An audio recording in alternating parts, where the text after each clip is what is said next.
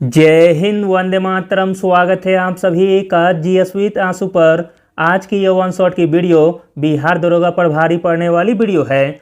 हम 12 मिनट के अंदर ऐसे 25 प्रश्न को देखेंगे जो आपको दरोगा बनाने में काफ़ी हेल्प करेगा। अगर आपका सपना है बिहार दरोगा बनकर अपने माता पिता, गांव, मोहल्ले, समाज का नाम रोशन करना, तो आज से ही सेट लगाना शुरू कर दीजिए, क्योंकि वैकेंसी बहुत ही जल्द आ रही है। वैकेंसी आने के बाद टाइम नहीं बचेगा तैयारी के लिए, इसलिए हर दिन प्रैक्टिस करते रहिए। और स्टार्ट करने से पहले आप लोगों से एक ही रिक्वेस्ट है, प्लीज़ वीडियो को लाइक और सेशन ख़त्म होने के बाद किसी भी एक ग्रुप में शेयर जरूर कर दीजिएगा। चलिए शुरू करते हैं और आप लोग भी सोचिएगा अपना आंसर क्या हो सकता है। पहला प्रश्न है, भारत के निम्नलिखित में से कौन सा क्षेत्र शीत मरुस्थल के रूप में जाना जाता है। प्रश्न इंपॉर्टेंट है। तो दोस्तों, भारत का जो क्षेत्र शीत मरुस्थल के रूप में जाना जाता है वह क्षेत्र है लद्दाख का। Option number D. लद्दाख को जम्मू और कश्मीर के पूर्वी हिस्से में महान हिमालय में स्थित एक शीत मरुस्थल के रूप में जाना जाता है। अगला प्रश्न देखते हैं, मोस्ट इंपॉर्टेंट प्रश्न है। भारत में वस्तु एवं सेवा कर यानी कि जीएसटी की उच्चतम दर क्या है। भारत में वस्तु एवं सेवा कर की उच्चतम दर है 28%। Option number A. GST council ने जीएसटी के तहत 1300 से ज़्यादा वस्तुओं और 500 सेवाओं को 5%, 12%, 18% और 28% के 4 टैक्स स्तर के तहत निर्धारित किया है। अगला प्रश्न देखते हैं, इंपॉर्टेंट प्रश्न है। निम्नलिखित में से किसने कभी भी भारतीय राष्ट्रीय कांग्रेस के किसी भी अधिवेशन की अध्यक्षता नहीं की थी। तो दोस्तों, वह थे बाल Gangadhar Tilak. Option number B, जिन्होंने कभी भी भारतीय राष्ट्रीय कांग्रेस के किसी भी अधिवेशन की अध्यक्षता नहीं की थी। अगला प्रश्न देखते हैं, निम्नलिखित में से कौन सा देश सार्क का सदस्य नहीं है। जो देश सार्क का सदस्य नहीं है वह है म्यांमार। Option number D. दक्षिण एशियाई क्षेत्रीय सहयोग संघ यानी कि सार्क, जिसकी स्थापना 8 दिसंबर 1985 को ढाका में सार्क चार्टर पर हस्ताक्षर के साथ हुई थी, और इस संगठन का मुख्यालय काठमांडू, नेपाल में है। और इसके टोटल 8 सदस्य देश हैं, जिनके नाम हैं अफगानिस्तान, बांग्लादेश, भूटान, भारत, मालदीव, नेपाल, पाकिस्तान तथा श्रीलंका। अगला प्रश्न देखते हैं, किसके लिए लॉटरी समिति का गठन किया गया था। तो दोस्तों, लॉटरी समिति का गठन किया गया था नगर योजना के लिए। Option number A. वेलेस्ली के जाने के बाद लॉटरी समिति ने सरकार की मदद से नगर योजना का काम किया। लॉटरी समिति नाम इसलिए रखा गया क्योंकि सार्वजनिक लॉटरी के माध्यम से शहर में सुधार के लिए धन जुटाया गया था। अगला प्रश्न देखते हैं, इंपॉर्टेंट प्रश्न है। हिमोड निम्नलिखित में से किसके द्वारा बनता है। तो दोस्तों, हिमोड बनता है हिमनद प्रक्रिया के द्वारा। Option number B. हिमोड एक ऐसा पदार्थ है जो हिमनद को पीछे छोड़ता है। यह पदार्थ आमतौर पर मृदा और सैल होता है। अगला प्रश्न देखते हैं, मोस्ट इंपॉर्टेंट प्रश्न है। किसी अध्यादेश की पुष्टि राज्य विधानमंडल द्वारा कितने समय में की जाना चाहिए। आंसर है ऑप्शन नंबर ए, 6 सप्ताह तक। अध्यादेशों को संसद द्वारा 6 सप्ताह के भीतर पुनः अनुमोदित किया जाना चाहिए, अन्यथा यह निष्प्रभावी हो जाता है। अगला प्रश्न देखते हैं, 1947 में किसने पहला केंद्रीय बजट प्रस्तुत किया था। 1947 में पहला केंद्रीय बजट प्रस्तुत किया था आर.के. शनमुखम चेट्टी ने। ऑप्शन नंबर सी।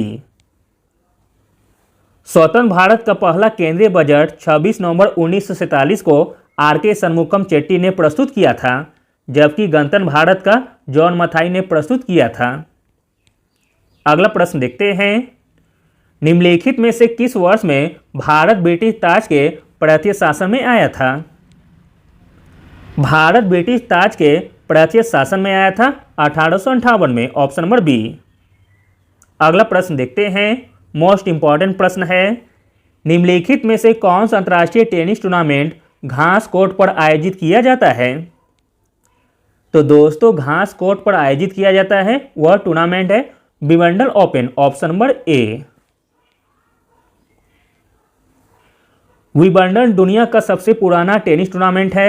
यह एकमात्र टेनिस टूर्नामेंट है जो घास पर खेला जाता है, इसलिए इसे लॉन टेनिस के रूप में भी जाना जाता है। ऑस्ट्रेलियन ओपन और यूएस ओपन हार्ड कोर्ट पर खेला जाता है, जबकि क्ले कोर्ट पर फ्रेंच ओपन खेला जाता है। अगला प्रश्न देखते हैं, इंपॉर्टेंट प्रश्न है। स्वर्णोली सीमा भारत और डैश के बीच एक प्रसिद्ध पारगमन बिंदु है। तो दोस्तों स्वर्णोली सीमा भारत और नेपाल के बीच एक प्रसिद्ध पारगमन बिंदु है। अगला प्रश्न देखते हैं, सरस्वती सम्मान पुरस्कार साहित्यकारियों के लिए कितनी भाषाओं में दिया जाता है? आंसर है ऑप्शन नंबर डी, 22 भाषाओं में। अगला प्रश्न देखते हैं, एलिस इन द वंडरलैंड नामक पुस्तक के लेखक कौन हैं? एलिस इन द वंडरलैंड नामक पुस्तक के लेखक हैं Lewis Carroll, option number C.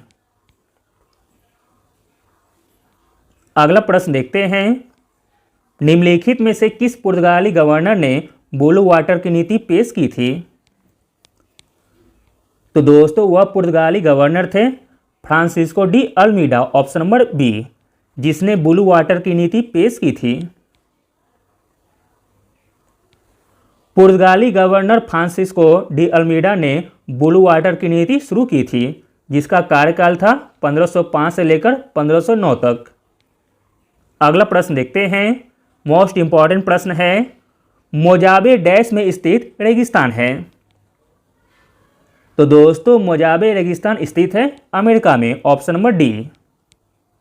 अगला प्रश्न देखते हैं, संविधान में निम्नलिखित में से कौन सा असम, मेघालय, त्रिपुरा और मिजोरम में जनजातीय क्षेत्रों के प्रशासन से संबंधित है? तो दोस्तों वह है 6ठी अनुसूची, ऑप्शन नंबर ए। अगला प्रश्न देखते हैं, इंपॉर्टेंट प्रश्न है, भारतीय राष्ट्रीय कांग्रेस के हरिपुरा अधिवेशन की अध्यक्षता डैश के द्वारा की गई थी? तो दोस्तों भारतीय राष्ट्रीय कांग्रेस के हरिपुरा अधिवेशन की अध्यक्षता की गई थी सुभाष चंद्र बोस के द्वारा, ऑप्शन नंबर सी। वर्ष 1938 में आयोजित भारतीय राष्ट्रीय कांग्रेस के हरिपुरा सत्र की अध्यक्षता सुभाष चंद्र बोस ने की थी। यह आईएनसी का 51वां सत्र था और हरिपुरा कहाँ है? तो गुजरात में। अगला प्रश्न देखते हैं, मृत सागर किन दो देशों के बीच स्थित है? मृत सागर स्थित है जॉर्डन और इजराइल के बीच, ऑप्शन नंबर डी। अगला प्रश्न देखते हैं, एक कृत्रिम पारिस्थितिकी तंत्र का उदाहरण है? तो दोस्तों इसमें एक कृत्रिम पारिस्थितिकी तंत्र का उदाहरण हो जाएगा एक तालाब का पारिस्थितिकी तंत्र, ऑप्शन नंबर ए। अगला प्रश्न देखते हैं, मोस्ट इंपॉर्टेंट प्रश्न है, शरीर का नींद जागरण चक्र हार्मोन डैश के द्वारा नियंत्रित किया जाता है? तो दोस्तों यह नियंत्रित किया जाता है मेलाटोनिन हार्मोन के द्वारा, ऑप्शन नंबर डी। नींद जागरण चक्र के 24 घंटे के आवर्तन के नियमन में मेलाटोनिन हार्मोन महत्वपूर्ण भूमिका निभाता है। अगला प्रश्न देखते हैं, डैश का उपयोग करके कठोर साबुन बनाए जाते हैं? तो दोस्तों कठोर साबुन बनाए जाते हैं सोडियम हाइड्रोक्साइड के उपयोग से, ऑप्शन नंबर ए। अगला प्रश्न देखते हैं, आधुनिक आवर्त सारणी के किस समूह में हैलोजन को स्थापित किया गया है? आंसर है ऑप्शन नंबर डी, 17वें समूह में। अगला प्रश्न देखते हैं, नेल पॉलिश रिमूवर में डैश होता है? नेल पॉलिश रिमूवर में होता है एसीटोन, ऑप्शन नंबर डी। अगला प्रश्न देखते हैं, इंपॉर्टेंट प्रश्न है, किस भारतीय अमेरिकी गणितज्ञ को सांख्यिकी में 2023 का अंतर्राष्ट्रीय पुरस्कार प्रदान किया गया है? तो दोस्तों वह भारतीय अमेरिकी गणितज्ञ हैं C Radhakrishnan Rao, option number B. अगला और अंतिम प्रश्न देखते हैं, किस खिलाड़ी ने T20 क्रिकेट में सर्वाधिक हैट्रिक लेने का रिकॉर्ड बना दिया है? तो दोस्तों वह खिलाड़ी का नाम है Rashid Khan, option number C. Thank you.